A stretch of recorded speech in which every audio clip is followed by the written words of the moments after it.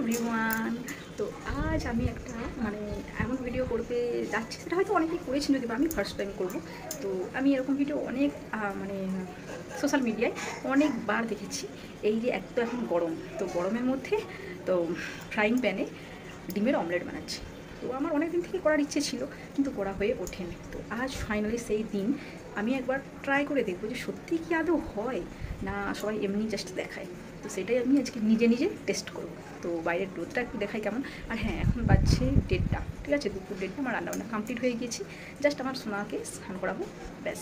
আর বাইরে একটু রোদ্দুরটা দেখুন, এই দেখুন, এই যে আমার রুমের গেট এটা, এরপরেই বাইরে এই যে রোদ্দুর কিন্তু প্রচুর। যাই হোক, আমি এই সামনেটাই একটা ফ্রাইং প্যান কিছুক্ষণের জন্য রোদে রাখবো, যাতে ফ্রাইং প্যানটা ঠিকঠাকভাবে গরম হয়ে যায়। তো আমি এই যে ফ্রাইং প্যানটা নিয়ে নিয়েছি, তো চলুন এটা রোদে কিছুক্ষণ রেখে দিই।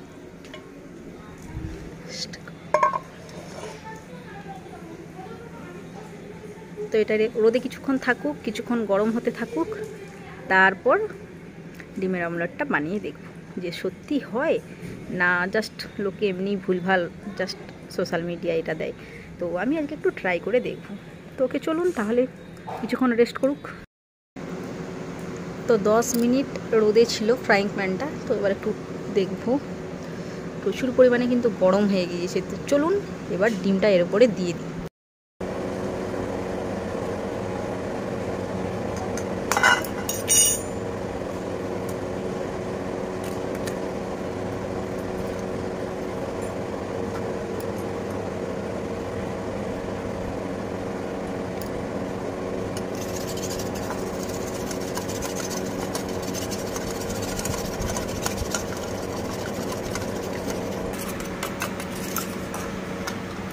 ডিমটা এখন কিন্তু পরিষ্কার ঠিকঠাক গুলে গিয়েছে। তো চলুন এবার তাহলে দিয়ে দেখা যাক। আমার কিন্তু খুব এক্সাইটেড লাগছে। তো যেহেতু ফ্রাইং প্যানটা গরম হয়ে গিয়েছে, তো হালকা একটু এতে তেল দিয়ে দেবো।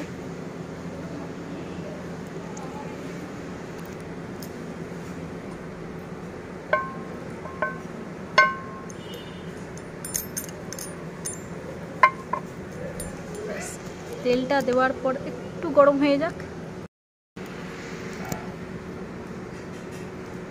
তেলটা কিন্তু হালকা গরম হয়ে আসছে, আর একটু দেখব, তারপর ডিমটা এর উপরে দেব। তেলটা যথেষ্ট গরম হয়েছে, তো এবার ডিমটা দিয়ে দেখি।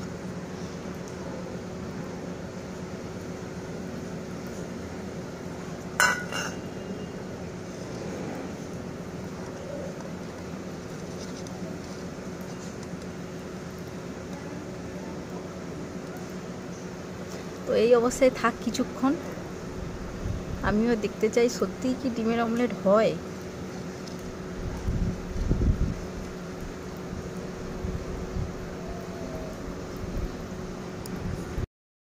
পাঁচ মিনিট পরে দেখুন এই অবস্থা।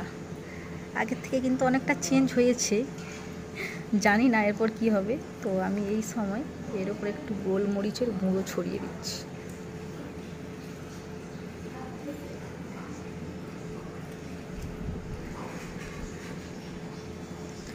তো ঠিক আছে, আরও ওয়েট করি 5-10 মিনিট, কি হয় এরপর দেখা যাবে।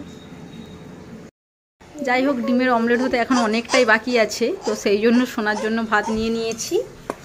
তো ওর জন্য আছে আলু সেদ্ধ, ডাল সেদ্ধ, আর একটা ডিম সেদ্ধ, আর ভাত। তাই তো এবার খাবে, তো খেতে হবে তো। ওর ডিমের অমলেটটা না হয় আমি খেয়ে নেবো, তো ওকে এখন খাইয়ে দিই। আর হয়তো ওর খাওয়া হয়ে যাবে, তাও হয়তো ডিমের অমলেট এখনও পর্যন্ত হবে না। দেখা যাক কি হয়। যাই হোক, তারপর আরও চলে গেল 10টা মিনিট, কিন্তু দেখুন এই অবস্থা। এখন ওই যে হলদে হলদে ভাবটা এখনও পর্যন্ত সাদা হয়নি।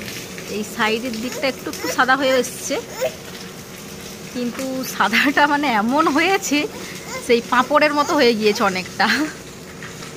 তো জানি না কি হবে। তো আর কিছুক্ষণ ওয়েট করি, তারপর ফাইনাল রেজাল্টটা দেখব। তো আরও 10 মিনিট বাদে চলে আসছি।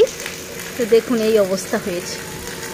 এখনও অনেকটাই বাকি আছে, প্রায় 30 মিনিটের মতো কিন্তু আমি করছি, রোদে গরম করলাম, কিন্তু তারপরেও দেখুন এই অবস্থা। জানি না তো আমার তো সেগুলো ঠিক ঠিক মনে হলো না। এই সামনের দিকটা একটু হয়েছে পাঁপড়ের মতো, এই যে উঠে যাচ্ছে একটু একটু, বাট এই যে নিচের দিকটা দেখুন এখনও এইরকমই আছে।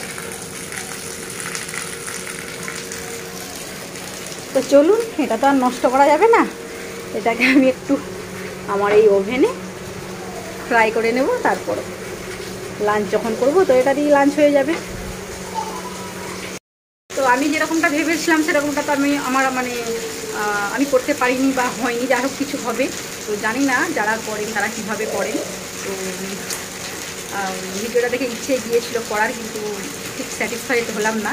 তো অনেকটা পরিমাণে ডিম এখনও পর্যন্ত আছে, অমলেট তো হয়েইনি, এমনকি ডিমের পোচও হয়নি। তো যাই হোক, কিছু করার নেই। তো চলুন, আর আপনারাও ট্রাই করতে পারেন আর জানাবেন যে কেমন রেজাল্ট আসলো। আমার রেজাল্টটা একদম 0 আসছে, মানে 10-এর মধ্যে 0 আসছে, এরকম অবস্থা। তো যাই হোক, আজকের ভিডিওটা এখানেই শেষ করছি। Please like, comment, share and subscribe my channel. Tata, দেখা হচ্ছে নেক্সট ভিডিওতে। সবাই ভালো থাকবেন।